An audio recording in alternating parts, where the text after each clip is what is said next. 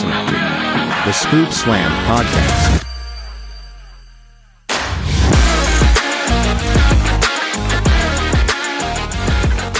Hello, everybody, and welcome back to the Scoop Slam Podcast, the hottest upstart wrestling podcast going right now. We just hit 9,000 on TikTok this past week, so the numbers keep going up and up, and the wrestling keeps going down and down. As always, on the other end of the call, the resident historian of the Scoop Slam Podcast and Alabama football, what's the word I'm looking for here?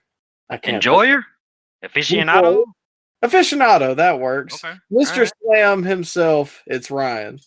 Yo, Micah, always great to be back here with you. And it's what we call a maintenance show. We're not gonna go in depth on a lot of stuff. We're just trying to get caught up on a few things and getting ready for a couple pay-per-views we got back-to-back weeks. So we're gonna keep it tight here. Oh, of course, yeah. I feel like we have more pay-per-view shows than actual weekly podcasts where we talk about the weekly stuff. Well, it's not even because of the, it's not because we choose it that way. It's just like they constantly have pay-per-views, and so there's nothing to talk about on the weekly shows because we've only missed a handful of shows this year, which is a good number for us. But yeah, I don't know, man. Yeah. I'm kind of getting aggravated with my weekends being constantly taken up.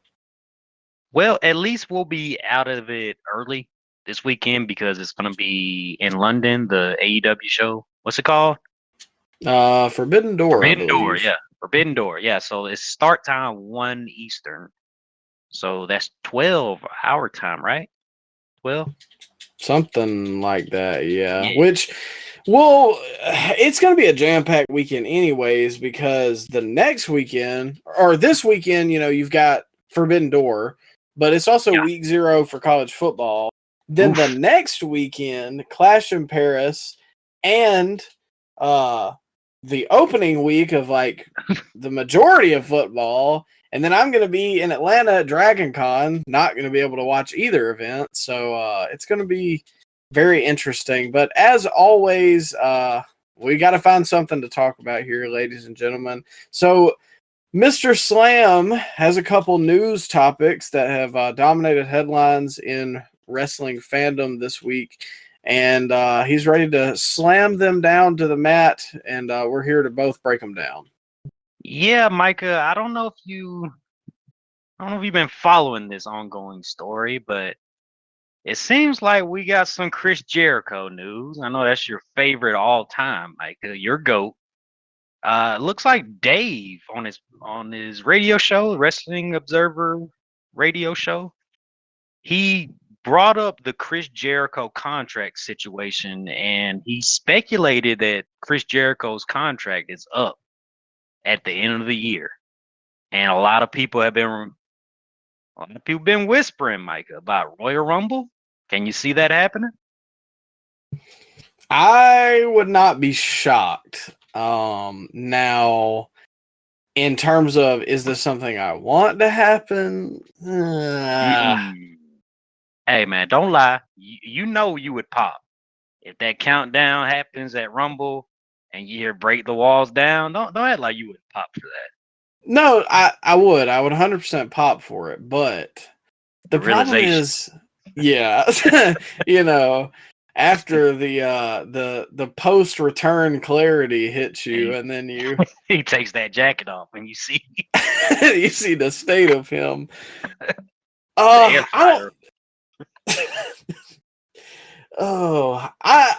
don't know, because I think Jericho is a legend, obviously, and I think we've all known that he was going to eventually return to WWE and do this retirement run. Like, that just made the most sense. The problem is, we, for long on this show, and anyone really that's watched Dynamite for the past, I'll say 3 years, kind of has seen what Jericho has to offer. It's not really anything that I care to see. Yeah. Bro, I've gone on record on this show, even when we watched that first AEW pay-per-view at your place, I said Chris Jericho should have hung it up back then, and that was 4 years ago. And right now in 2025, if I never see another Chris Jericho match, I think it'd be too soon because he hasn't put anything out there that I've been a fan of in AEW since maybe 2019, 2020.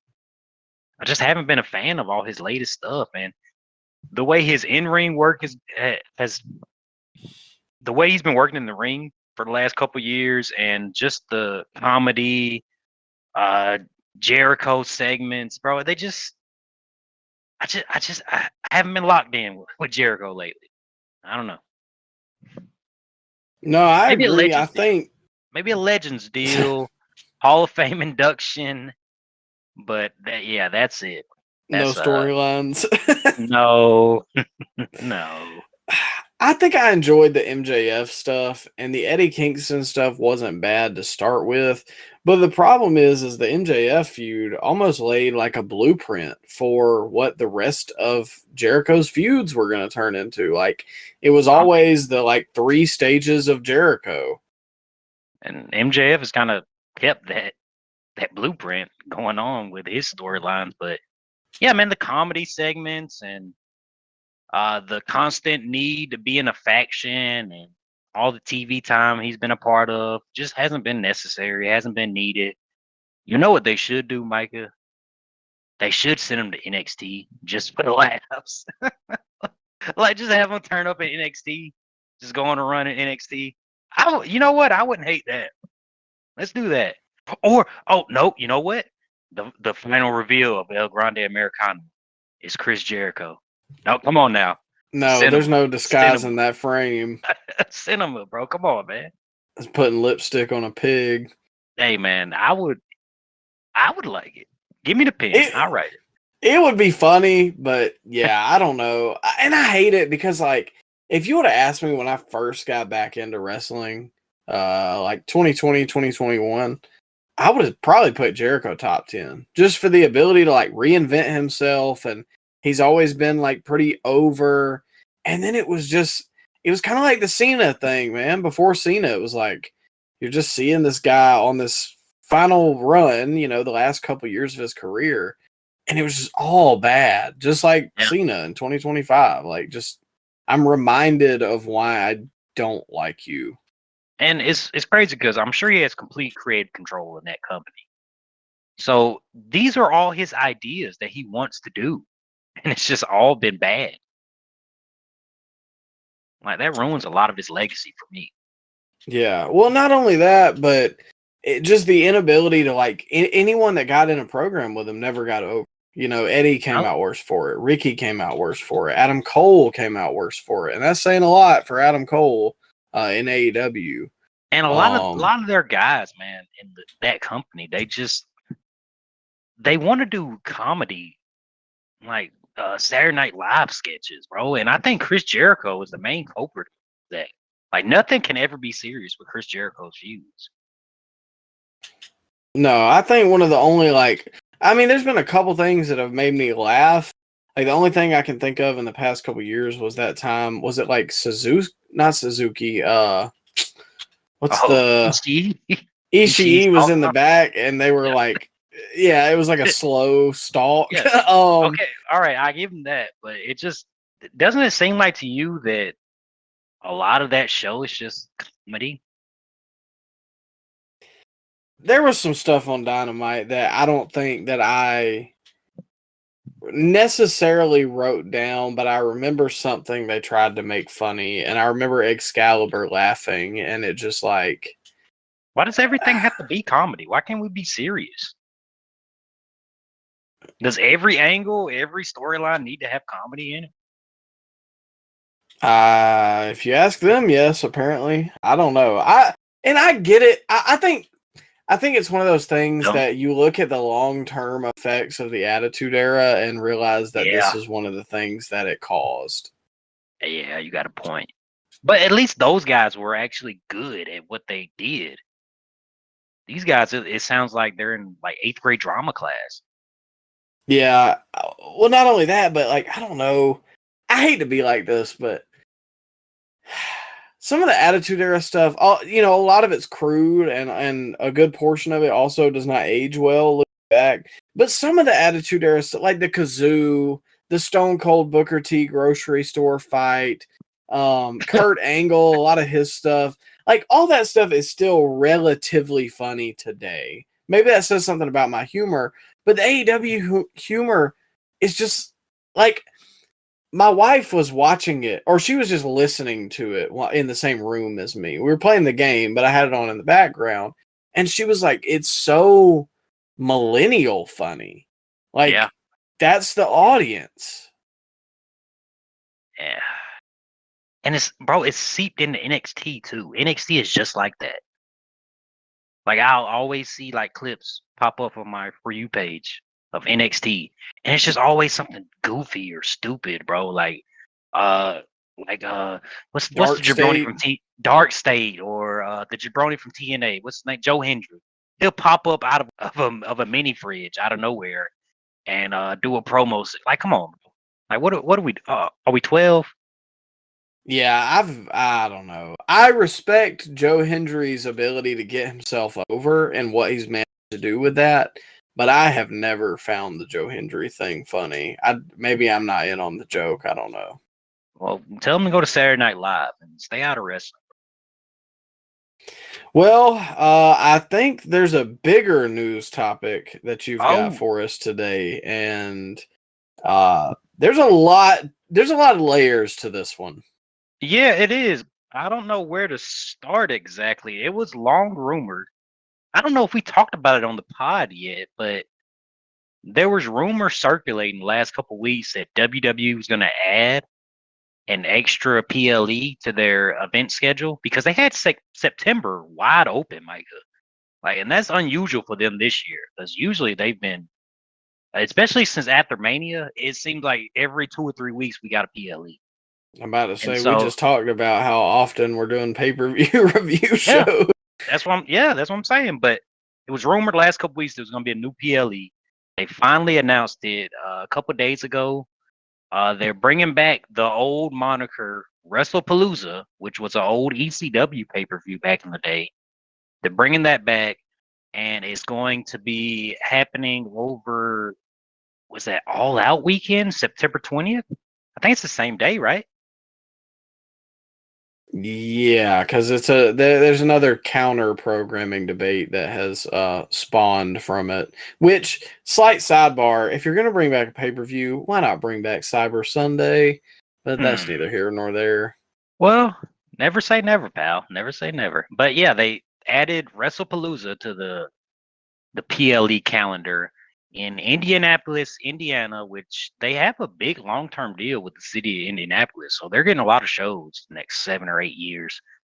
But the big news or talking point coming out of this, Micah, is apparently because of the 2-night SummerSlams and the 2-night WrestleManias and the PLEs they added on to the schedule like last minute, like Evolution, and what was the other one they added on, Micah? They added another one last minute. Was it Clash in Paris? Because I think that's the last Peacock show, right? It may have been. I think it was something earlier on that they, maybe it was like a Saudi show. I don't know.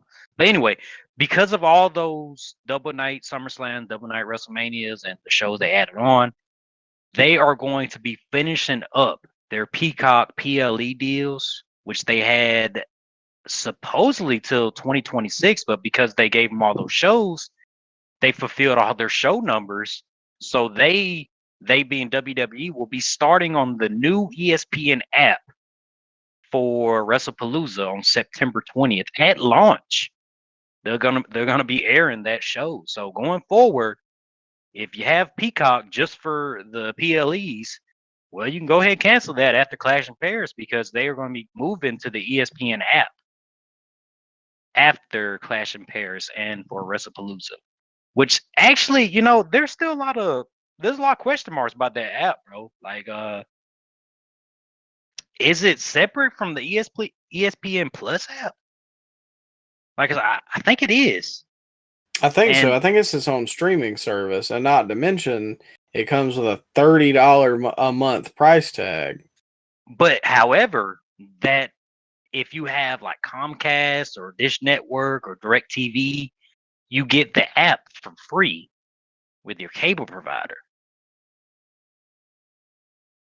Did you hear about that? I did, but and as somebody who is about to take advantage of $50 for 3 months YouTube TV deal, I'll have it for the first, until the end of the year. But my problem is I don't need cable anymore, because the only cable that I watch throughout the year is, or used to be, wrestling and football. And well, now you don't need cable to watch wrestling anymore because Raw's on Netflix, Dynamite's on Max, Collision's on Max. SmackDown is the only cable show, and you can watch NXT for free on the CW app. So, like, well, hold up, pal. This new ESPN app is enticing me, bro, because they added Red Zone to this. They added NFL Red Zone, and we're gonna be getting NBA games. We're gonna be getting a lot of sports content, college football games. I think the national championship's gonna be on there. So I don't know, man. I might. And then you can bundle it. This is not a paid advertisement either, by the way, ladies and gentlemen. But you can bundle it and have Hulu, Disney Plus, and the new ESPN app for like $36. That's not a bad deal. I mean, that's really not bad. But I think my only other complaint about it is, again, all that stuff I hate to be this way, but I can find it online. Like, I don't know, man, for $30. Yeah. Like, okay, all right, I got you. The 12 for Peacock isn't even really for the PLEs for me.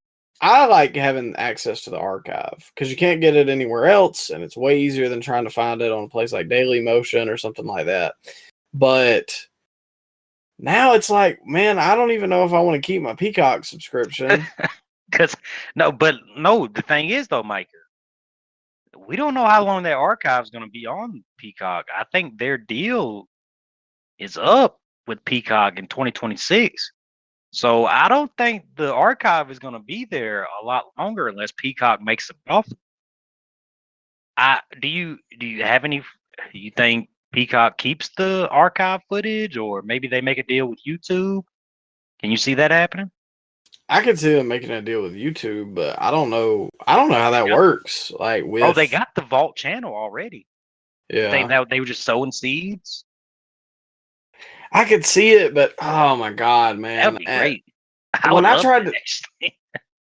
like it to be free, but it needs to be a little more organized. Because last time I was trying to go through the playlist, and it was just like not. I don't know, man. There was like best Bret Hart matches, but there was no like, here's complete episodes of this, or here's every SummerSlam. And maybe they'll get to that eventually, but we were really spoiled with the WWE Network, and it's a terrible, terrible tragedy that it'll never come back. But if you're a company, Micah, wouldn't you want to sell everything that you got to offer for the highest bidder? Like, because look how much money they're making with this ESPN deal, bro. They're getting 10 PLEs a year, the ESPN app. They're paying $350 million a year for this deal. WWE has to cover no cost of the PLEs now. None of the production costs. All they have to do is book the building. So and they don't have to pay for the streaming that they would have to do, because bro, it costs money to stream. Like, WWE Network was a losing endeavor for them business wise. So imagine how much money they're making with just ESPN alone. And then you add in the Netflix deal, the deal with Saudi, they got this new CW deal. Peacock may make a move for the archive footage, bro. So I was trying to say this a couple weeks ago, but bro, I think Nick Khan is gonna go down in history as the greatest hire that WWE has ever made. Just with how much money that they are making right now under his tutelage. Hashtag expert tutelage, you could even say. There you go. Yeah, I mean, I could see it. And like, we were having this conversation off air the other day, but it's a great business venture. Like, in terms of, like you said, laying the money out on the table, looking at it, like, I get why they signed up for this deal. But as a consumer, it freaking sucks. And Oh, yeah. Yeah, most definitely. I feel like that's honestly a very good representation of where we're at as a society right now. Not just with wrestling, but it's like, NBA, how many times NFL. do you say, how many times do you say, like, well, I get why they did that for business, but like, dang, that sucks for, the little man. Like, people don't care. Businesses and corporations don't seem to care about the little man, especially when you're charging $5,000 for floor seats for WrestlePalooza. Did you see that? Yes. That was third row, too, not even first row. That's insane. That is like half of some loans that I have for that. That is ridiculous. And one other thing about this ESPN deal, because I've been getting ads for this ESPN network. And like I said, I'm going to try it out. I'm going to get YouTube TV, so I'll have it or whatever. When you go on there, they have advertised all of the like sports that they're going to have on there. And they don't have WWE, but they have like the US Open. So if you're going to make me pay $30, that freaking WWE better be front page, and I better be able to watch it very easily. I'm sure it will, getting closer to launch. But one more thing I had to say about this, Micah. WWE's in bed with Disney. They're in bed with Netflix. They're in bed with the CW. Who else? NBC, bro. If AEW the royal crown of Saudi Arabia. You go Saudi. If AEW ever loses this TV deal with Warner, where do they go? Because they can't go to Fox because Fox turned them down. They can't go to NBC because NBC still has SmackDown. They can't go to Netflix or Hulu or anything like that because WWE. They can't go to where do they go, Micah? I don't know. Especially like even if it really came down to it, they get bottom of the barrel. They may not even be able to go to YouTube if WWE cuts a vault deal. And I'm not saying that like they couldn't put their shows on there, but I'm talking about in terms of like just live streaming. I don't know what capabilities YouTube and WWE would have, but like I don't know because ESPN pulled all of their AEW stuff off their app. And a lot of people online, bro, were really mad about that. Like, did anybody know that AEW was on the ESPN website? I didn't. I did because I follow it and I get articles. Here's what bothers me about that. I get why, because they're supporting WWE, but to me, ESPN is supposed to cover all sports. And so it'd be like if they just never mentioned Bellator, and maybe they don't, I don't know. But it just kind of is like, you're supposed to, at least, you don't have to promote it, but you can at least like mention that it exists. I think ESPN is long past of the independent, unbiased journalism that they used to be. Oh yeah, I mean it's all. I like the guy. Don't get me wrong, but it's all like Pat McAfee's and Stephen A. Smith's, and they're more personalities than they are. Kendrick Perkins, yeah, they got a lot of guys. They are just on the network just to yell and to throw hot takes out there that will get people rage baiting on TikTok, YouTube Shorts, or wherever they upload their stuff at. Yeah. Or what was her name? The other day, Drewski was on one of the shows. Yes. He had a Barry Sanders jersey on. See you supporting Shadur. Are we serious? One of the greatest running backs of all time? And you don't know the jersey? I think he is the greatest. But give her a break, though, Michael. She's a hoops analyst. I don't know why she was there to talk about football, but yeah, that was embarrassing. Shut up, Even Drewski, if you don't like football, like, daggum, I'm not a big baseball fan, but if I seen a daggum Babe Ruth jersey, yeah, okay, that's Babe Ruth. Tell me if somebody was wearing a Shohei Ohtani jersey, you would know who that was. Of course, it's the Dodgers. Okay. I wouldn't know.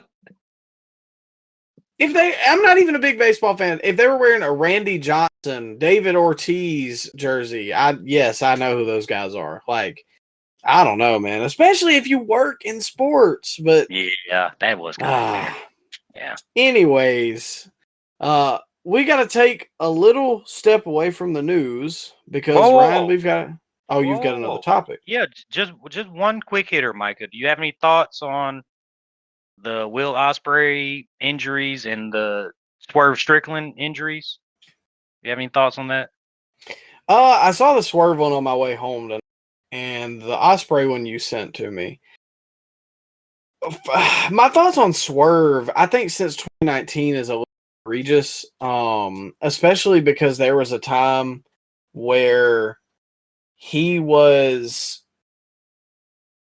one in between a job, which I get it. Like, you don't want to wait too long to get too far away. At the same time, there was a time where Swerve wasn't a main event guy in AEW or WWE, and I feel like maybe you could have got that worked on. But if it's just an aggravation and it's not genuinely affecting anything, then I get it. And this is the first we're hearing about it, if he's had it since 2019. So if it's not bothering him that bad, then okay, push through, whatever. Ospreay, it's finally catching up. I hate to be that way, but people clown the Hogans of the world. And then you see the way that guys like Ospreay and Seth and Jeff, like the guys that work that style, they end up that way and they get hurt, and it's just part of it. And I get it. They wrestle that style to get over. And then after that, you can kind of coast. And that's what Mr. Freakin' is doing now. But is Ospreay going to be able to develop the character to get people to care about him when he's not doing the flips? Yeah, I agree, man. I agree. The Swerve injury, he probably won't be out for a long time because meniscus injury isn't really a big deal to wrestlers. I remember CM Punk had a meniscus injury in the middle of his WWE title run in 2012, and I think he was maybe out the ring for a month, and he came back and wrestled a TLC match. So, yeah, I don't think it's gonna hold him back for too long. Bruv, it's interesting though, because a neck injury, bro, he could be gone for a good 9 to maybe 18 months, if at the latest. And he's right at the cusp of being like their top babyface that they have. And if you miss that much time, bro, I mean, time off is your worst enemy as a professional wrestler, bro. So I don't know. We'll see. I don't know if I would have booked him in a 5-way steel cage match, knowing that he needs neck surgery. But what do I know? We'll see what happens. But yeah, just some quick hitters, real quick, Micah. What were you saying before I cut you off with this quick hitter? Well, I just wanted to say one more thing. I don't want it to come across the wrong way when I say it's kind of crazy to me that Swerve hasn't gotten that address because, like you said, time off is your worst enemy in wrestling. So I get it. If it's not like a major injury, just push through it. But for the Ospreay situation, does it not almost feel like it's not an if, but a when? Like, when is something like this going to happen where he has to take extended time off? It's the same way with Kenny. Like, it's just starting to catch up with him. Bro, we seen Tanahashi run down to the ring. Oh, God. And it's just that style, bro. You can only do it for so long. You can only hit your opponent hard so long before it starts to catch up with you. I mean, all those New Japan guys that wrestle that style, they all look like that now. They all wrestle like that now. So, I mean, I think, bruv, that's his future right there. It just feels bad, man. It hurt me, and I didn't even like New Japan guys. I hadn't really. I've watched a handful of Tanahashi matches, You're a big but Ishii fan, Micah. yeah, you got me red-handed. But like, man, seeing him come down like that, I was like, He looked like just, Santino Morello, like doing a little power walk. You remember yeah, Santino used to do that, coming to the ring? yeah. Except Tanahashi was trying to run. He looked like when you're trying to get to the bathroom, but like it's halfway out, and you gotta, clinch a little. So You got a peeker, huh? yeah, yeah, it's turtling, man. You got to go. But anyways, speaking of, I don't know where I was going with that, but before we got the quick hitters, we got to take a trip below the border this week. We got a special show that we're really only talking about one match, but AAA hosted TripleMania this weekend. And I caught a couple things, but we're mainly just going to talk about the main event. But Ryan, did you manage to catch the whole event, or did any guys catch your eye over the weekend? I didn't watch the whole event, bro. I caught the 4-way, but nah, I didn't catch the whole thing. I heard it was a pretty good show, but nah, I'm still trying to catch up.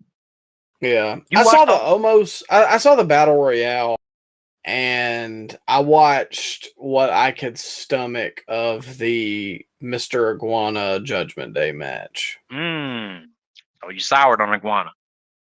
I wouldn't even say soured. It came in rotten. Come on, man. You're not a fan of Iguana, man. No, I can't be okay with his foolishness, but not be okay with Orange Cassidy. It's kind of losing its shine a little bit, and Michael Cole was burying it on Monday, so I don't even think they see him. I don't He know. The couldn't dirt get his name. sheets say that he sells merch. Michael Cole didn't even want to get his name on Monday. Like, kept on calling him Iguana Man. So I don't think they see much value in the gimmick either. But, it was fun while it lasted. That one Yeah. show that we seen him.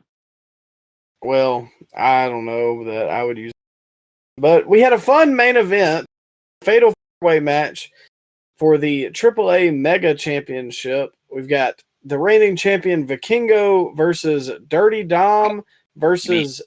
You mean 2017 Roman Reigns out there? He getting booed out the building, wasn't he? 2011 John Cena. Mm. We've got El Grande Americano, and to round out the last challenger, we've got Dragon Lee. So to start us off, a little voice crack there. Let me not get too excited over this. I think it's Really like this match, huh? yeah. Dom, the reaction that he got, not only we talked about the turn, I think a couple weeks ago, or the surprise appearance that he had, but the match, the entrance when he came out, man, they were so behind him, and it's kind of crazy because he gets big reactions in the States. But I think he's reaching that like hero level in Mexico, where it's like this is somebody that they can look up to, and He's supposed to be a heel, though. I know. Looking up to a heel? I mean, I feel like the face turn is coming soon, but I think You talking about for him in AAA or just him in general? no, I think him in general. I think eventually, like within the Dom probably turns face because, like, think about the WrestleMania reaction, when he won the title. But also, I think he's just been a heel for a really long time. I'm not clamoring for it, but I just think that it's going to be a natural turn because people really, it's like a groundswell around him. And I find it so funny, a couple years ago, we bring this up all the time, but we had a debate whether Dom or Hook had the better career trajectory. And yeah, you see where that ended up. Well, yeah, he's a big star over there, man. They had a packed house, too. Was it 19,000 people there? Yeah, it was loud. Like, it sounded good and everything. I like, especially for what it was. I don't really follow AAA a lot, but from what I've heard, they haven't just set the place on fire in a couple of years. So to have 19,000 there, I thought it was cool, a good atmosphere. But Ryan, I've got a question because a lot of people wanted to jump down Triple H's throat about this gimmick. But can you tell me where or how El Grande is racist?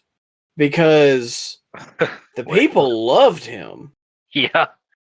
Hey, he's doing a great job too, bro. Like, I didn't know he could speak Spanish so fluently.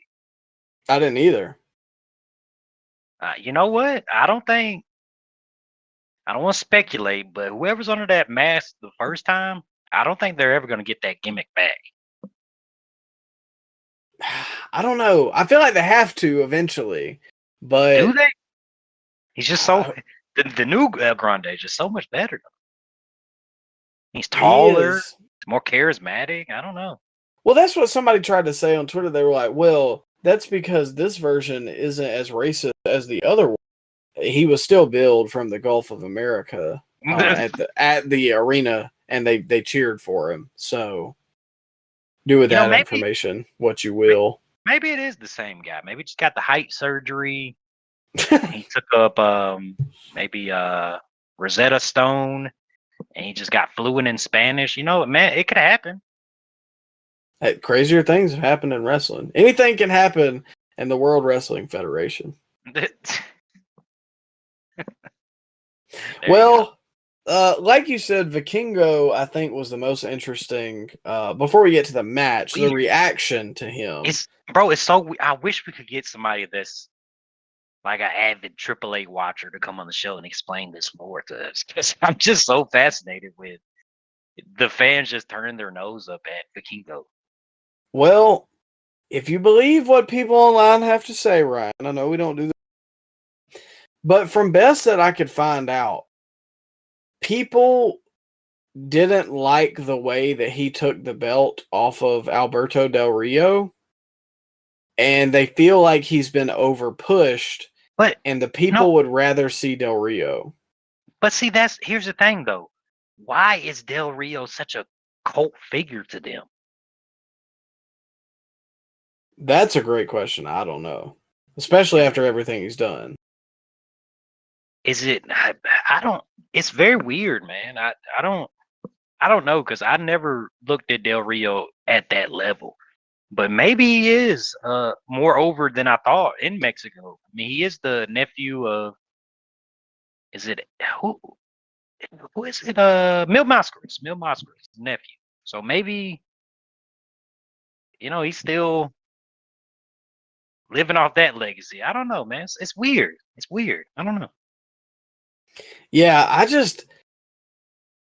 think they're gonna eventually bring him back, but what?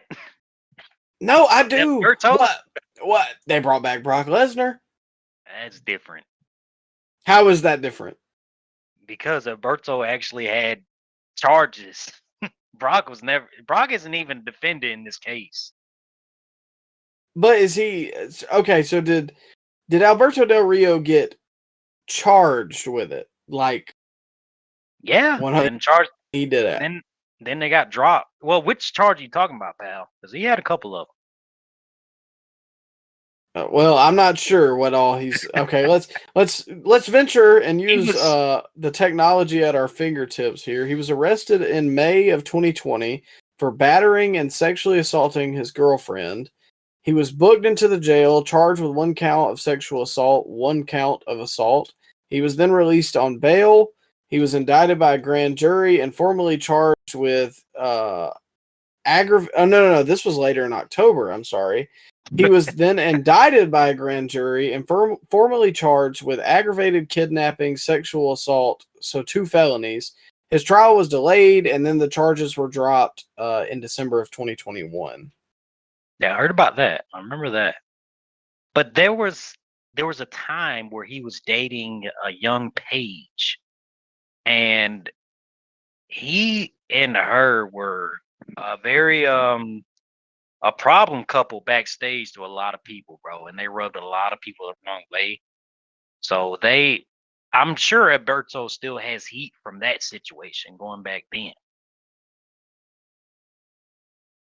Well, I mean, if you don't bring him back to the main show and you just keep him on AAA, then I'm not advocating for it. I'm just trying to think.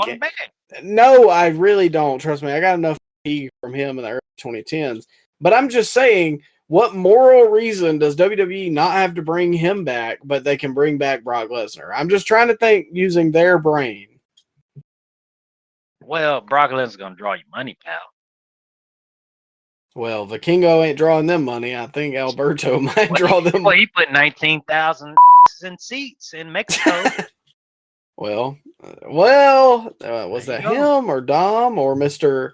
El Grande Americano? You know what? It just sounds like you're advocating Alberto Del Rio to come back to Raw. How about that? I'm not. Put him on SmackDown. You're not spinning this on me like you do the fat shaming. Let's have a draft, and Alberto Del Rio is your number one pick. How about that? Well, he would be a better star number one pick than Carmelo Hayes, but that's neither here nor there.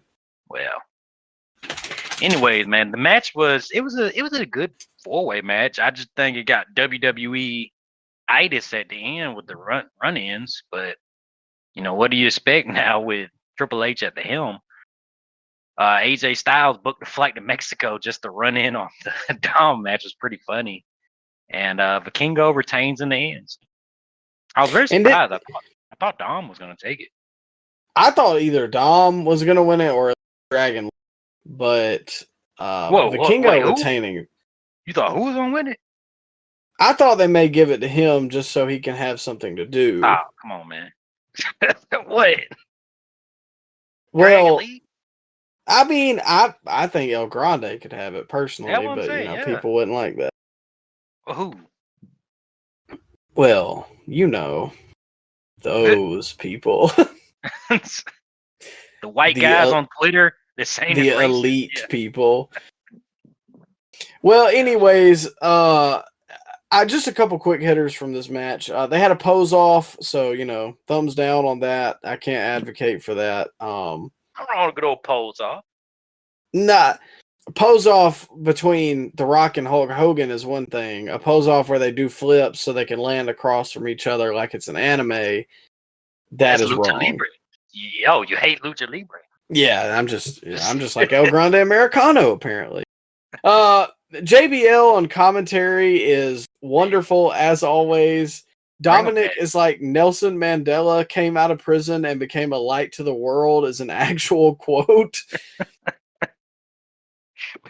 Bring JBL back, bro. Bring him back to commentary. He'd be better than anybody WWE has right now. Put him down. Yes, better than Michael Cole. Put him on NXT with Booker. Oh God, that'd be a hell of a 3-man team, bro. Booker, JBL, and who's the jabroni they got that try to sound like Michael Cole? I don't remember. Vic Joseph. Yeah, he sounds like a Michael Cole clone, bro. I hate it so much. He does. He's kind of goofy too, because he tries to say some like, what's the word I'm looking for? I guess like younger phrases, and it just doesn't work to me. Yeah. A couple other things. I like the constant action of good spots. I don't mind high flying when it's not overly cooperative. But as you said, even here, the multi-man matches, too many run-ins, even though I did like the AJ one, which I was going to say, didn't he do something similar in Australia to screw somebody one time? Yeah, it was LA Knight. He flew halfway across the world just to screw over LA Knight, the Elimination Chamber. Yeah. So, AJ, hater of the year, question mark. But I think that it was a good match with a bad ending. People just absolutely erupted in hatred for the fact that Vikingo won, but also the reaction Dom got for that almost win when AJ came in, freaking electric. Like, that was one of the loudest reactions of the year, I think. Yeah. I think I'll probably watch the World's Collide show coming up. Yeah, I'm interested. It's going to be a one-on-one match, too, with Vikingo and Dom. And I'll definitely watch that. Yeah. And I know what people are thinking. Well, you guys are just talking about AAA now because WWE owns it. I'm talking about AAA because it has people that I'm interested in, as well as it is way more easily accessible than it used to be. Yeah, and they have big stars over there. I mean, El Grande Americano is going to play. I mean, every time he's on television, I'm there. He's a legend of the business. Yeah, most definitely. But speaking of some people that would be considered legends to some, and to me, turn off my TV every time I hear their song, let's venture to Monday Night Raw for a quick moment, because we have missed a lot of Raw recently, because we missed last week. Work has just really been beating me down, and the TV is not helping. And especially the flag bearer of that is one Mr. freaking Seth Rollins and The Vision, who opened up Monday Night Raw. Yeah. This... No, yeah. I'll let you go first. I know. I have no words. I've been saying this for so long, man. I can't get behind the Seth Rollins as the main focal point of these shows. And I'm just so sick of him. 15, 20-minute long sing-along sessions to start the show. Him saying the same tired out phrase, the cackling, and then the long promos that doesn't captivate you. I'm sick of it, and I feel like a broken record on this podcast, Mike, because I've been saying it for months, years. And it goes back to what you said on the pod a long time ago. Every time Seth Rollins is the main focal point of these shows have been subpar. And that pattern continued on Monday, Micah. There was a few bright spots in the promo with the Vision and Jay, and that was when Seth started trying to rile up Braun Breaker, and Braun almost stormed out the ring when Seth said that Jay called Braun Breaker's family a bunch of fat asses. I mean, that was that did make me laugh. That was funny, but the whole promo, bro, I wanted to turn the show off when I heard his music. I mean, I'm being honest, Mike. But power through for the fans. No, I feel the same way. Mm-hmm. It's a groan as soon as I hear "Burn It Down," and I just don't get it. I have come back to wrestling and been watching since 2021, and I just have not gotten it any time with Seth. When he was World Heavyweight Champion, when he was the Joker, when he was losing to Cody, when I just don't understand it. He's not captivating to me as a promo. He's too overly performative, and everybody loves to say that he's great in the ring. But when's the last Seth Rollins match that you can honestly say was great? There's been a lot of good ones, but the last great one, I would say his tag match at WrestleMania 40, I thought was really great with Cody, Seth, and Rock and Roman. Before but was that because of Seth? Oh, no, sir. Maybe before that, I would say Cody and Seth and Hell in a Cell back in 2022. And but that one I can give to Seth because Cody was hurt, and so Seth did have to do most of the legwork.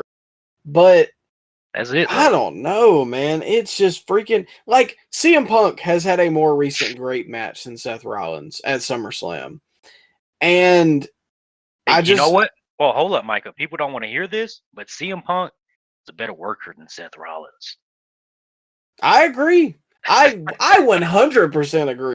And people won't like that because Seth does the flips and he's athletic. But Punk tells 10 times the story with 10 times less motion. Yeah. Oh, yeah. Absolutely. And CM Punk can actually talk into the building, not get you to turn the TV away. Exactly. And so I was glad that Heyman at least got to for most of this. And I get that they were in Philly. But, like, dude, it was just crowd pandering. You're supposed to be the main heel on the show.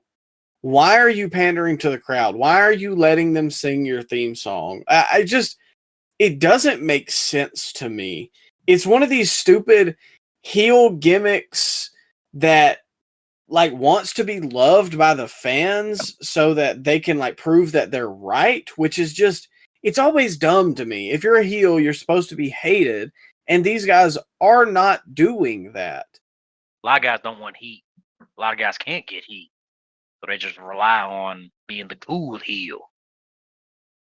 And I get that, but at the same time, like somebody's got to be the hated. And I don't know. I think there's more stock in hating Braun Breaker and hating Bronson Reed, but people love to sing Seth's freaking song and they love to see his little dance and his colorful outfits. But he does all that and he's still he is the least interesting guy in his group. Which one? That seems to be a pattern that he's had throughout his career. Yeah, I mean, I liked him in the Shield, but you've always said he was your... Yeah. Even in the Authority, bro. I don't think he was more interested in Triple H. Yeah, I just don't see it. I don't know. People, like, there's people out there who put top 10. Like, he's one of the greatest in-ring workers of all time. His knees are shot. Oh, he's Shawn Michaels of the new generation. Get out of here. Oh, my God. Get out of here. What? Get out of here. Old man Shawn could outwork Seth. Oh, yeah. 2009, Shawn is working circles around Seth Rollins. And he's a better promo. Yes, I believe Shawn Michaels. And that's ultimately what it comes down to. It's like the thing we said the other week where there's no Punk in the pipeline, and it really bothers me because so many of these guys are Seth Rollins now. They're good in the ring. They're like, oh, Seth can have a great match with anybody. Yeah, most of these guys can have a good match with anybody. That's entry level stuff to be in WWE or AEW now. But what guys don't have anymore is the ability to make me care about them. Yeah, that's a great take. There's 1,000 Seth Rollins clones out there, but there's hardly any CM Punk clone. I don't think there's any CM Punk clones out there. Maybe MJF. And that might be a stretch now. That what we've seen over the last couple of years. I don't know. I'm not as high on MJF as I once. But yeah. I agree. It's a great take. And one final thing. The last couple weeks of Raw, when Seth wasn't here because he was fake injured, were those shows not better? Did you not walk away from those Raws feeling like, wow, these were actually pretty good this week? Yeah, I did. I did, actually, yeah. Having Braun and Bronson by themselves, I thought that was better. Yep. And Gunther was a believable top heel, a guy who talked to him like it was a real life like issue against Punk, but no, if you would just take Seth away and just have Bronson and Braun just be a 2-man power trip on Raw, wreaking havoc, that would be great TV. That would be great stuff. I would enjoy that a lot more than what Seth is doing. I don't know, man. I cannot get it. And people like hated when I called him overrated. And he is. I don't know. What am I to the people out there, please scoopslammed@gmail.com. What am I missing about Seth Rollins? What makes him greater than Gunther or Punk, even Cody at this point? Is it because you're ageist, Micah? You hate old guys? Oh, God. You don't like old guys? That what it is? This video is ageism. I didn't say that I think they should all retire and go sign P. I just said that the young guys should get some daggum focus. Is that too much to ask for?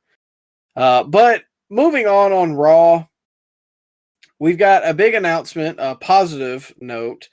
Naomi came out to relinquish her Women's World Heavyweight Championship and announced that she is pregnant. Her and Big Jim are adding another member to the bloodline.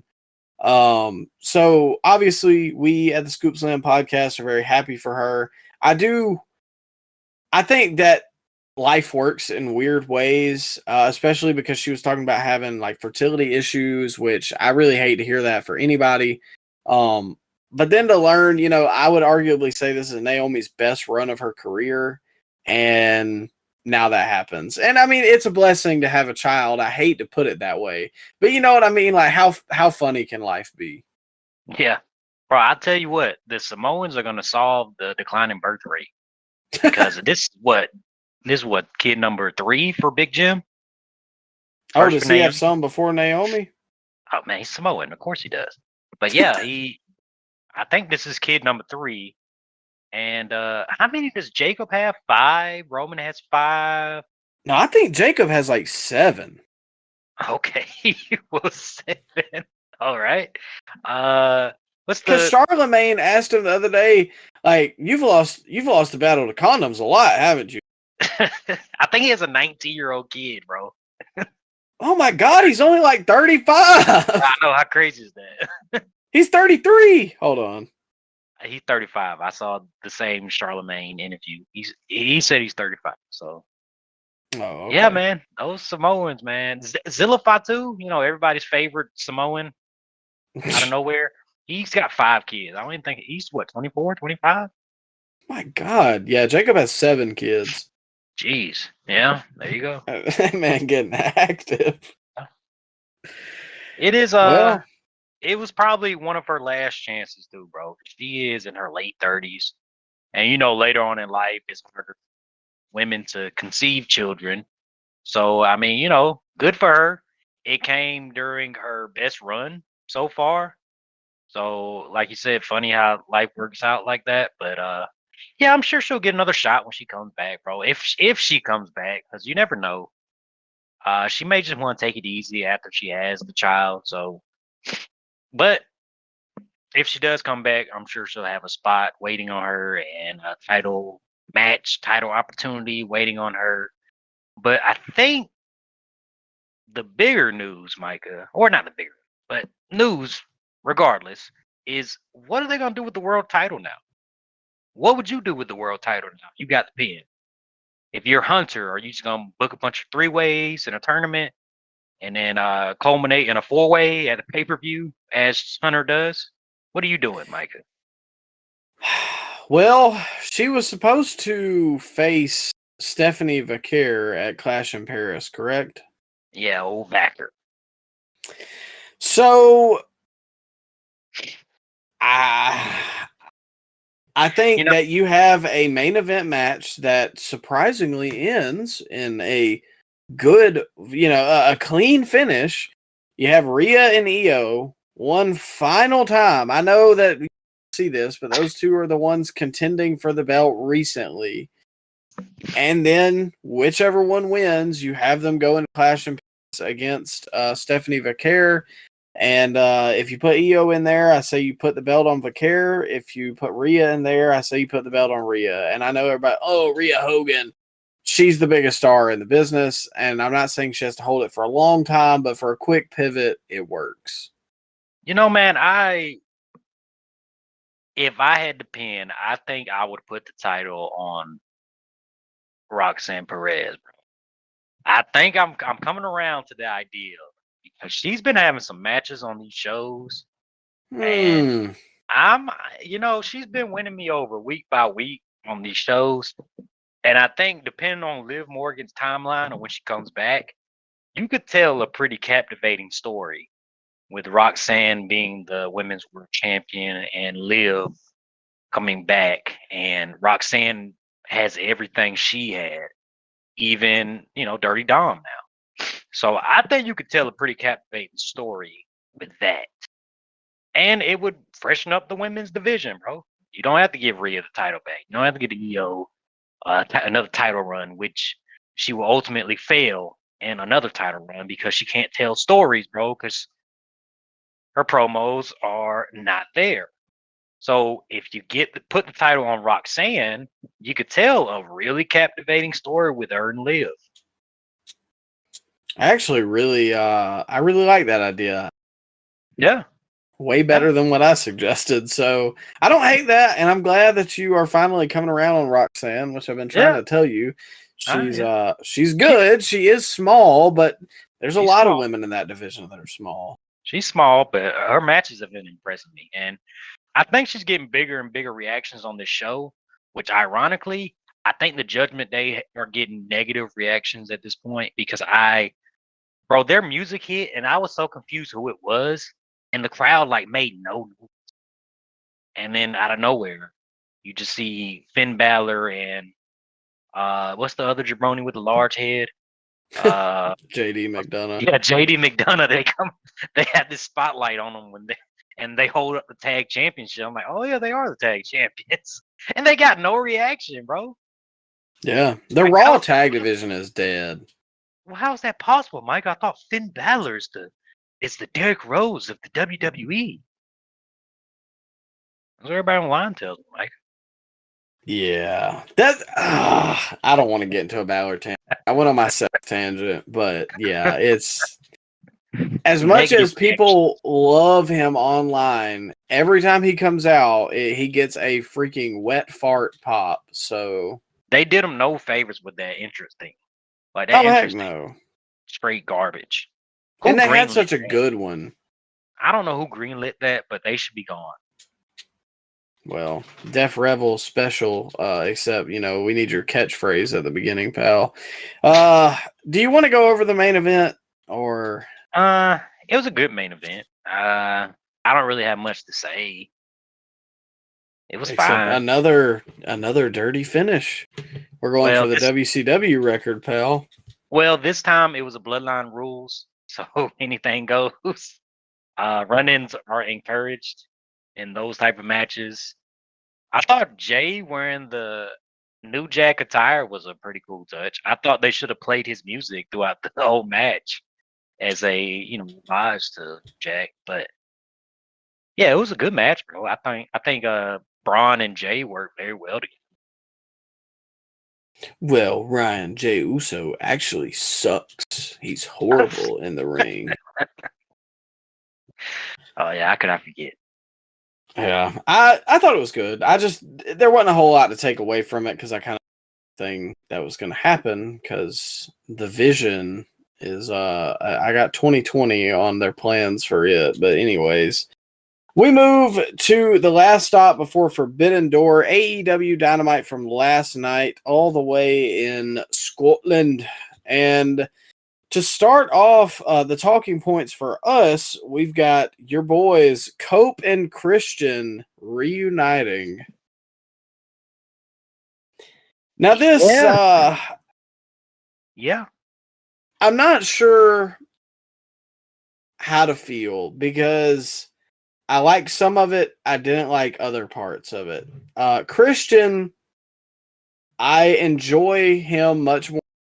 I have officially turned around and not become an edgehead. I've renounced my edgeheadness, but I have been reborn again as a peep. And I don't get it with Edge. He feels kind of like corny to me, especially he took the mic and was like, why are you acting like this, man? And I don't know, it just feels a little over the top. Obviously this is their retirement run, so I think that Are you sure? You promise? I assume. I think this is where we're going with them going forward. However, I appreciate that Christian didn't just immediately pivot like John Cena when it's kind of over. Like, Yeah. he still was the heel because that makes sense. Like, it's stupid when guys just, I'm a babyface now. So I appreciated that. But I could have dealt without Kip Sabian and What the Nick the Wayne heck? promo. No, before that, bro. What the heck is Nick Wayne's mom cut promos for? Well, Was that the most ridiculous thing you ever heard? Like, why did they give her a mic, bro? she's an interesting character. I'll just leave it at that. Why is she on the road? Why? That's did what they I give was her about a to job? say. Is it because Nick Wayne can't rent a car in his name, so they needed his mom to be his handler? That doesn't mean you have to put her on TV. Is she like shoot his mom? No, yeah, she's his mom, pal. Okay. That's his mother. That's Mama Wayne. I just I don't know how to feel She's about not her a wrestler. because She's not a wrestler. She was the wife of a wrestler that I've never heard of, and they gave her a job along with her son, and her son can't cut a promo. But you're getting gaslit online with people saying, "Oh my God, Nick Wayne's turned into such a great promo." Like what? hey, you Watching can the only same show, judge so much by pre-tape too. and it's so weird how they do pre-tapes, bro. Because it's like they're making it seem like they're doing this live when it's Yeah. obviously not live, and the guys in the ring don't respond to the pre-tape, so they're just staring at it. Isn't that weird to you? Yeah, and I don't like that they like. So something he mentioned was like, I think at the start was like, oh well, I see He who? Nick Wayne Okay. pronouns, We pal. Yeah. I think that the part where Nick was like, "Oh well, nice reunion." Like, yeah, is that kind of the writing on the wall segment? Sure, but like that tells you that he pre-planned that they were going to have this reunion so they could play this pre-tape. Unless you put the little thing in the bottom that says live. What if Kristen say, you know what? I don't care if we need to team up. I'm not joining back forces with you. Like, what does Nick Wayne do then? Does he not play the pre-tape? Yeah. So I don't know. Maybe we're reading too much. But yeah, I didn't really appreciate that part of it. Now, Luchasaurus, when he came out, I have to admit, I have not been his biggest fan, but he got a pretty big reaction. It's the English fans, bro. They'll cheer for the popcorn vendor if you would have came out. So you're not interested at all to see Luchasaurus? Maybe if he turned back into his former persona back on Big Brother when he was God man, what was his name? I think he was Judas or something like that. But yeah, if he can turn back into his Big Brother 18 persona, then maybe I would be more of a fan. But yeah, man, Luchasaurus in the year of our Lord and Savior 2025, I don't want to see. I mean, it's one of those things, like, I'm happy, but he has been there for a good while. Yeah, I can't say that anything he's ever done has blown me away. So You here say that we about a lot are. of guys on the show. Kip Sabian was right there in that segment too. Yeah. He was one of the, I think he had the first match on Dynamite. I think you're right. And then he had a bag on his head for like 3 years. But Should've kept speaking him. of people with bags on their heads, to the Hangman Adam Page promo and the ensuing aftermath with MJF. Yeah, this is odd, bro. I'm gonna need you to walk me through this because I was so confused watching this. Do you want to try to lay this out for us? Can you explain this? Well, okay, so last week on Dynamite, Hangman and MJF had kind of a war of words. Page eventually goaded MJF into signing up for a match with him, cashing in his contract, which MJF kind of got duped. He got worked up by Page and his constant yelling. Well, that leads into this week where Page comes out to talk about it, and MJF has He has the contract, but he has not signed the contract yet. Yeah. And so even though they advertised the match. They've advertised the match. They have match graphics set up. Yet he being MJF corners Mark Briscoe in the back, ties him up with the Gates of Agony and Ricochet. I got it right so far? Yeah. Okay, and MJF gets a gasoline can and starts to pour gasoline on Mark Briscoe and says that if Hangman Adam Page leaves the ring, he will set Mark Briscoe on fire. So the cameraman doesn't do anything. And one more thing, hold up, before we keep on going forward, how is he getting feedback of what Hangman is saying in the backstage area if it's just him and a cameraman? How does he know that Hangman agreed? I've never thought about that, but I think it's just one of those things in wrestling that I've always accepted. Okay, all right. So he's got the lighter. He's about to light Mark Briscoe on fire. But the only caveat is he won't do it unless Hangman agrees to the match that they already agreed to last week.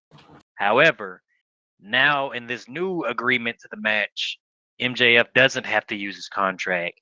And he adds 2 additional stipulations to this new match that if Hangman gets disqualified or counted out, that Hangman will lose the AEW World Title. Am I right so far? Correct. And so Hangman agrees, runs to the backstage area. I don't know how he finds these guys, but he finds them. He must not be good at hiding. He finds Ricochet first, hits Ricochet with a steel chair, and then kind of pins Ricochet up against the wall like he's hiding right and about to do nefarious things to Michael Cole. You remember that segment? Did that kind of feel like that to you?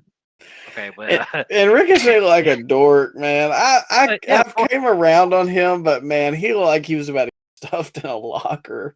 But so this is I got a big problem with this too, though, Michael, because he hit Ricochet with a steel chair, and as soon as he hit him with a steel chair and pinned Ricochet up against the like kind of the door garage type area, there was like 30 security guards that surrounded Paige.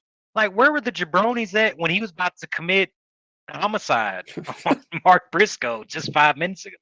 Where are all those security guards? I mean, that's a good point. I didn't think about that. Well, they were in the bowels of the building, Ryan, But it was no so security easy. guards could venture. No, Hangman found that area so easily, though. So why couldn't they? I don't know. His couldn't horses MJF have good eyesight. Couldn't MJF just still lit him on fire? I mean, yeah. But, he's a man of his word. Since when? I got a few issues with this. Go ahead, because I'm very confused. So, I'm at the point that, like, I want to get what people like about Hangman. And I gave him Wrestler of the Year because I think in terms of accolades and, like, matches, and he's had a good match with MJF. His match with Ospreay was good up to a point. And he has been the, like, focal point of AEW this year. But every time he gets on the mic, it feels like he is yelling at me every time. And he relies on cursing too much. And like over enunciating his words and using words that he shouldn't say, and just long drawn out emotional type promos that makes him seem like a dork. Yeah. And people will gaslight you into thinking that he's the greatest promo in professional wrestling. No, I wouldn't put him top 25 on the mic. Like, he's better than a good portion because a lot of guys today can't cut promos. And Paige is a better promo now than he was with his first world title run. I can at least give him that. Why does it sound like he's reading poetry when he's cutting his promos? I think that's just his cadence. That kind of is the same line as like Kenny too, though. Yeah, I guess you got a point. I mean, I'm not even trying to be funny. I'm just being honest. So I don't know. There's just some disconnect to me with Paige. Like, I just don't get it. And I think that he's a good person for them to focus on in the future. But I don't think that like in-ring promos are his forte and what he needs to be doing. Especially because like last week, for instance, MJF got in the ring and he insulted him. You know, he did his shtick. And then Paige jumps up, slaps the mic out of his hand, and is like, you and your B movie level edgelord BS. And like he's just immediately yelling. Like he can't talk and have like a conversation with a guy. He has to yell, and he kind of has that thing that Becky has where it's like he's talking with his entire mouth. I don't know how to explain that, but it's like he over enunciates stuff. It just makes it seem like that's not how real conversations work. Guys you don't over enunciate when you're just having a back and forth with somebody you don't like. Exactly. That's why Punk is so like, and I know people are going to make this a Punk versus AEW conversation, but it's really not. I'm not trying to dig that dead horse up. But what I am trying to say is Punk sounds genuine. Punk sounds like he's having a genuine conversation with the person he's in the ring with. Even like when he's a little bit intense, think of the like, your arms are too short to box with God. Like he's still talking. He's not yelling. MJF yells a lot, but he can also pull it back and talk. But anyways, the gasoline stuff, man, I think it's just a little too far whenever they could have done this in a different way. They could have just, I don't know, beat Briscoe up, done something else. But the gasoline, it feels like one of those things where AEW is constantly trying to one-up themselves of how crazy can we get. However, there's one silver lining to this. MJF had a line where he said, "Let's see how much the fans like it when I burn something." That somewhat saved the segment to me because it's a flaw about Hangman, because Hangman came out of that feud with Swerve, kind of floundered for a little bit, and then feuded with MJF and was a babyface again. But the people cheered for Paige burning down Swerve's house, even though he was supposed to be like, it was a weird dynamic because remember, Swerve pulled up to Hangman's house and threw the t-shirt on the baby, and he got cheered. And Hangman got booed, but then he got cheered when he went and burned down a man's house. So it's like the fans just want dastardly heels to be cheered. So I did like that MJF tied it in with things. But maybe like set his car on fire. I don't know. We could have got somewhere maybe without threatening to literally commit homicide in the backstage area. As it comes to this, is that too much to ask for in AEW segments? Can we just not threaten to kill people? Can we just not do that? Yeah. What happened to crushing cars and having Hangman MJF? Now everybody think they're Undertaker and Kane every week. Bro, I swear there's a homicide attempt every week on the show. Yeah. That's not always AW either though. NXT, remember the NXT parking lot? They used to You get gang jumped, rape but people in the NXT parking lot. you get jumped, but I don't know if you get lit on fire, bro. Like that's gotta be. There's gotta be a line here somewhere. Yeah, I don't know. And here's the thing too. Everybody, How much more? What else can you do to Mark Briscoe? He's lost every big match. He's been beat up. He's been almost lit on fire. What else can you do to Mark Briscoe? well, I don't really have an answer for you. Yeah, maybe you could put a title on him. I think that would be that. That's No, just don't be horrible. ridiculous. Don't be ridiculous.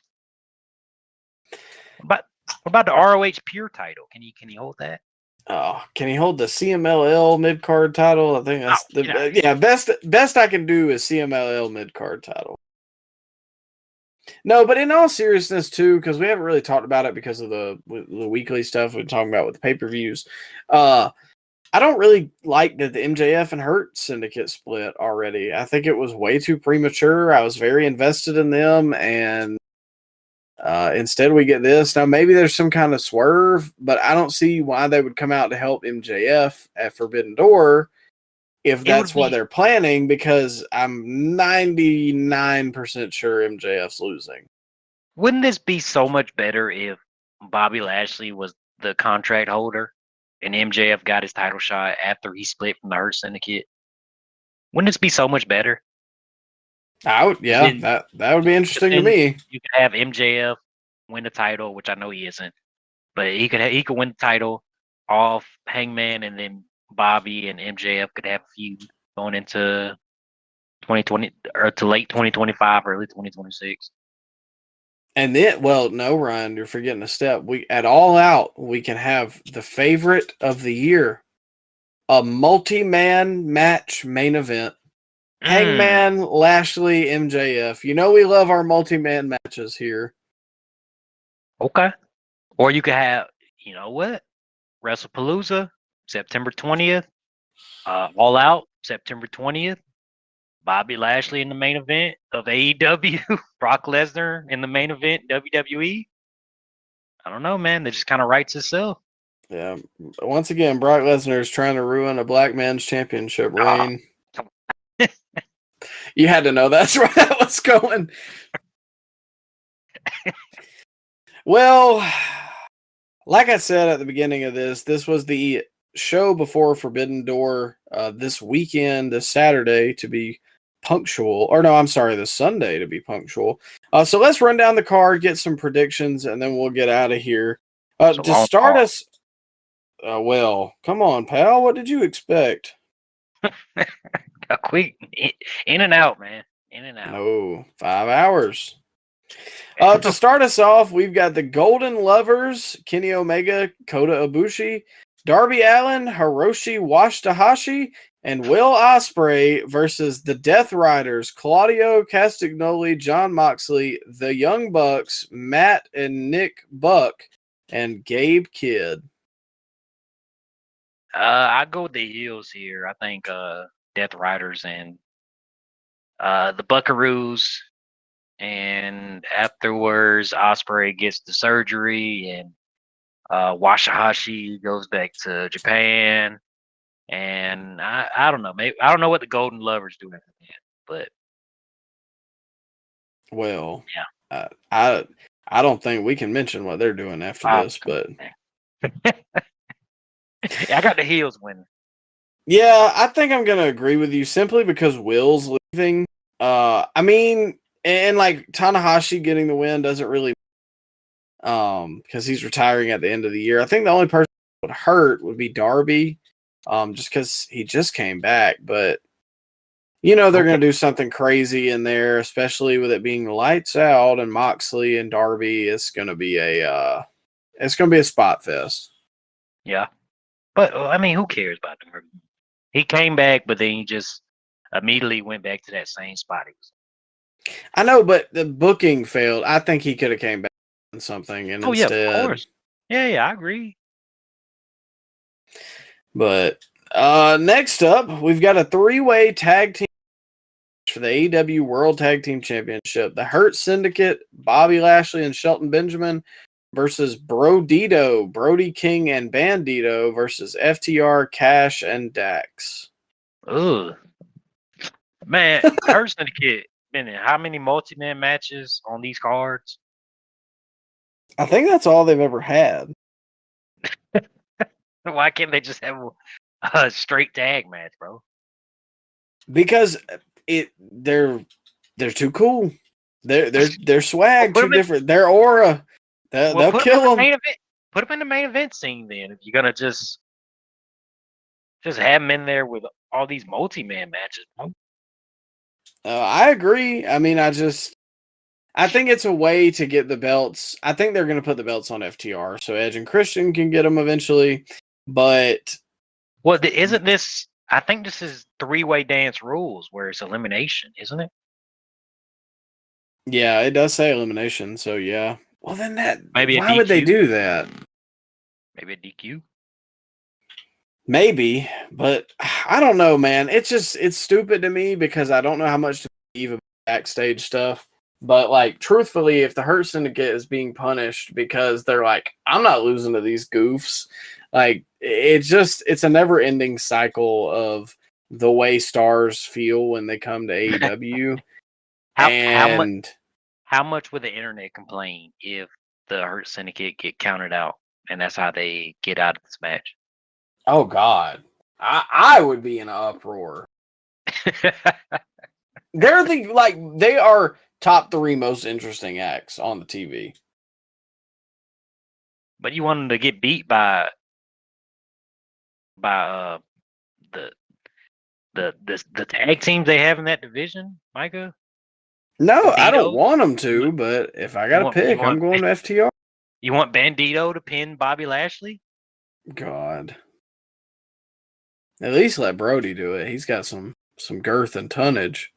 I wouldn't like to see that either. He hasn't beaten anybody on this show. You want to be a former world champion? I mean, hey, I'm not asking for it. I'm just saying I would rather that than Bandito. That's the last option. I guess, but I don't know. I think count out probably be the best way to go. Well, following that, we've got for the AEW Unified Champion Kazuchika Okada versus Swerve Strickland. Okay. We were just talking about Swerve, man. Yeah. He's supposed to be going out to get surgery, so. Especially after that report came out, which I didn't expect him to Kenny. And I think they're going to have a lose in the tournament anyways.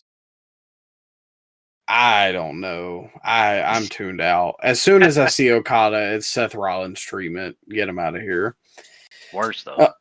Yeah, worse. I'm just, same thing. Like, I can skip this segment. AEW Women's World Championship match. Timeless Toni Storm versus Athena. This is interesting. I don't think Toni Storm loses, though. But it should be an interesting match. I think you have to go with Athena. Because who else is left for Toni after this? Well, I've been seeing on the television they've been building up that Bruv's girlfriend. What's her name? Lindsay? Maybe they just rehashed the Mariah May stuff. Oh God. No, don't do it again. Have you been seeing that? I mean, I've seen they're best buds on the TV show now.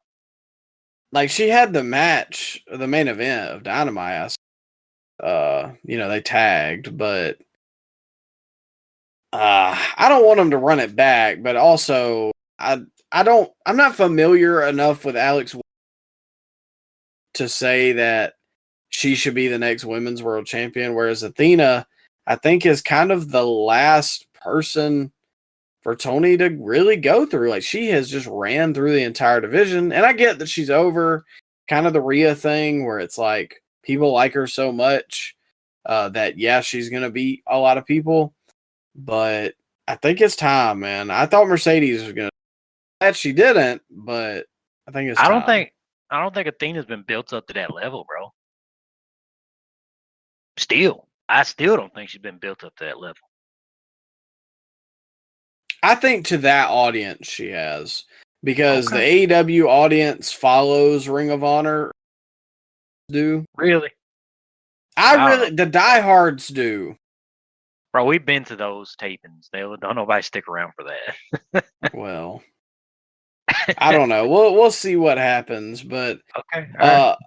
Your favorite, Ryan, a multi-man match for the AEW TBS Championship. Mercedes Moné versus Alex Windsor versus Persephone versus Bozilla.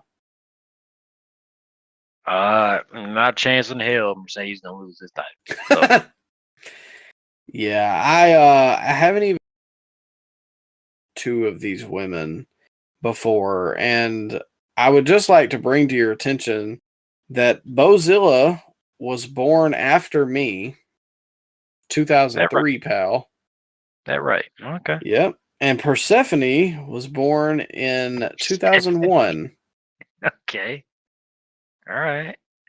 Hey, man, I think the only way Mercedes is going to drop another title is if she gets pregnant with a little Beast Mortos and she has to vacate the titles. I think that's the only way. That's the other thing too. At some point, Mercedes is going to run the entire division, and She already has. What do you I mean? know that's what I'm saying. Like both of them have a stranglehold. Like it's time for something to do. Now I think they're both talented, but it's time. For the AEW TNT Championship, Kyle Fletcher versus Hiromu Takahashi. I don't know who that guy is. Oh, come on. You've seen him. He's in the Have I? Los Ingobernables. Oh, okay. I know what you're talking about. Okay. Yeah, he's got like Yeah. the red dyed hair, the red tips. He's washed up, ain't he? No, I think he's one of the only good people in New Japan Oh. left. I think. I don't know because I'm not. You know, this is supposed to be Forbidden Door, but this isn't really Forbidden Door-esque. You know? I mean, they got a couple guys there.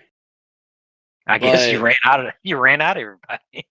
Yeah, like Everybody's there that you could have used. that's what I was about to say. Funny people are like, well, WWE is just rating TNA and AAA. And sure, I get you.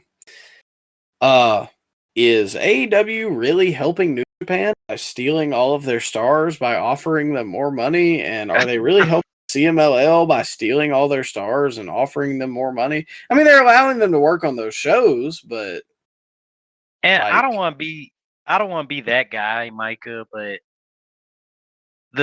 what you were just talking about, people demonizing WWE for working with AAA and working with Impact. All I'm saying is they work with Impact. Impact does their highest numbers in forever. They put the most people in a building ever. Even when they had big stars on the roster, they still put in almost 8,000 people in the arena when they worked with WWE. And WWE worked with AAA. They put 20,000 people into wherever they were for their TripleMania show, the biggest attended TripleMania show in like 10 years. So AEW has are there any fans left of ROH? Is ROH filling a building of 2,000 people anymore? Is that happening? I don't think so. I don't know. New Japan people. Oh, Dave Meltzer is even saying that the ticket sales and the overall buzz of the product is at an all-time low, and that's with partnering with AEW, bro. So all I'm saying is one partnership is actually benefiting, and the other partnership is directly causing a net detraction from the whole partnership. So I don't know, man. I just work here. That's all I do. Well, I'm going to take Fletcher in that match, but to kind of aid your point here, the following match for the IWGP World Heavyweight Championship is Zack Sabre Jr. versus Nigel McGuinness. Now, what I want to know is why have I not heard the same vitriol for this that I heard for Gunther versus Pat McAfee, which was a non-title contest, and Gunther wasn't even the champion at the time. I didn't know this was happening. When did this get booked? It must have been on Collision. And then Daniel Garcia is in the he's in the corner chair in the hotel of this match. Come on, man. I guess you got to go with well, you know what? Put the belt on Nigel. I'm gonna go with Nigel here. I think Nigel wins it. You know what? Just for the sheer hilarity of it, I'll that one as like my one incorrect pick. We're going Nigel. Yeah. Wouldn't that be something? Oh, it Can you would be imagine- hilarious. You imagine the mental gymnastics with the basement justifying, well, you know what? Nigel McGuinness has been working hard his whole career. He deserves a token title run with the biggest championship in Japan. Yeah. Meanwhile, if WWE would have put the belts on, I don't know, Pat McAfee on an Impact show, they would have literally went and burned down Titan Tower. Yes, which not only that, they're gonna say, well, Nigel used to be a wrestler. Okay, Nigel was also most known for his Desmond Wolfe role, and that went absolutely nowhere. So I don't really know. Like, I get it, and I genuinely like great commentator, former great wrestler, but like he doesn't wrestle regularly. I think he's had like 3 matches in the past, I don't know, 15, 20 years. No, probably 15. I think he retired in like 2013 or somewhere in there. So anyways, yeah, I just, like you said, the mental gymnastics here. 2 matches left. Cope and Christian versus Kip and Killswitch. Is this even this is booked? Oh yeah, that's on the card, pal. Okay. I go with ENC for the win. Isn't it crazy that their last tag title run together was before you were born? Yeah, I didn't realize that. Yeah. That it had been that long, but and that brings us to the last contest, and then we're gonna get out of here. Hangman Adam Page versus Maxwell Jacob Friedman. I go with Hangman. I don't want it, but I gotta go with Hangman. Yeah, it's too early in the run to call it, and he's got- their guy right now. And Hangman has too many stipulations stacked against him for him not to win. Like that's usually a rule in wrestling, bro. It's like Steve Austin wrestling Mick Foley or Mankind at I think that was Over the Edge 1998, where Dude Love and Steve Austin were in a match, but it turned into no holds barred match, and the special guest ring announcer was Pat Patterson, and special guest referee was Briscoe. The special guest commentator, Vince McMahon, special enforcer, Shane McMahon, and then Steve Austin beats the odds and somehow wins the match. I feel like it's too many obstacles for Hangman. He has to, and he is their guy right now. I don't want it, but he is their guy, and he's going to beat MJF. Yeah, I have to agree, and that's why we keep you on the payroll, because you got the little nuggets of history that I definitely didn't remember. But yeah, it's. Oh, I don't doubt it, because I mean, but look at that, Ryan. 2 young stars in the main event. Wow, shocker. But we'll get out of here. We'll be back next week with the Forbidden Door review, some Clash in Paris predictions. As always, I know I say it all the time, but thank you guys so much for the support recently. We're over 3,000 on Instagram, over 9,300 on TikTok. Yeah. So maybe we'll hit 10,000 by the time you guys hear us next week. But as always, I mean, we're just kind of blown away with it. So we hope you guys enjoy the show, and we hope you guys take care of yourself over the week. Enjoy the pay-per-view this weekend, and then come back next week to hear us break it down, scoop and slam style. Have a good one.